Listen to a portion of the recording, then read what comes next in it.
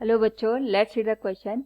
In the given ray diagram, a ray of light incident parallel to the principal axis of a concave mirror of radius of curvature 5 cm will meet principal axis after the reflection at, here we have given a diagram with 4 options. Now to answer this question, first we will discuss here the key concept, and here the key concept is given as a ray diagram. ray diagram में हम यहाँ पे जितनी भी light incident होती है उनका reflection के बाद वो किस पॉइंट से होके गुजरेंगी उसको एरो के थ्रू या फिर हम कह सकते हैं रे के थ्रू रिप्रेजेंट करते हैं।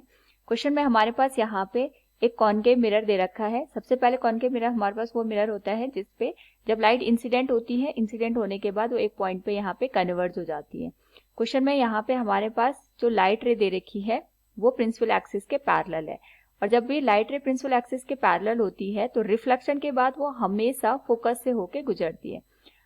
इस केस में यहाँ पे हमारे पास कंडीशन दे रखी है, जो यहाँ पे रेडियस ऑफ कर्वेचर है इसकी जो वैल्यू है दैट इज 5 सेंटीमीटर।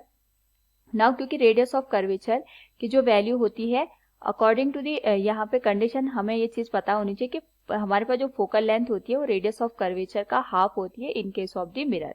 और यहाँ पे क्योंकि हमारे पास फोकल लेंथ ऑलरेडी दे रखी है दैट इज 5, इसका मैं हाफ करूंगी तो हमारे पास जो फोकल लेंथ निकल के आएगी that will be 2.5 centimetre. Question में अगर हम रीड करें तो जो लाइट रे है वो इंसिडेंट हो रही है, पैरेलल है ये हमारे पास प्रिंसिपल एक्सिस के, और यहाँ पे ये मिरर से रिफ्लेक्ट होगी। रिफ्लेक्शन के बाद ये यहाँ पे फोकस से होके जाएगी। और इस पर्टिकुलर केस में ये हमें यहाँ पे ये भी ध्यान रखना है कि ये हमारे पास एक रूल होता है रे डायग्राम ड्रॉ करने का, जब भी कोई भी लाइट रे हमारे पास प्रिंसिपल एक्सिस के पैरेलल हो, रिफ्लेक्शन के बाद वो फोकस से होके गुजरेगी।